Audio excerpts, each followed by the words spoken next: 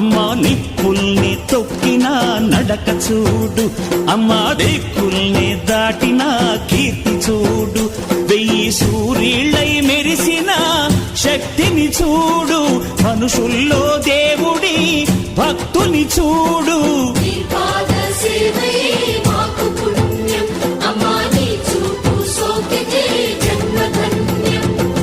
అమ్మా భవాని లోకాల నేలే ఓంకార రూపమమ్మా, తల్లిని మహిమల్ని చూపవమ్మా.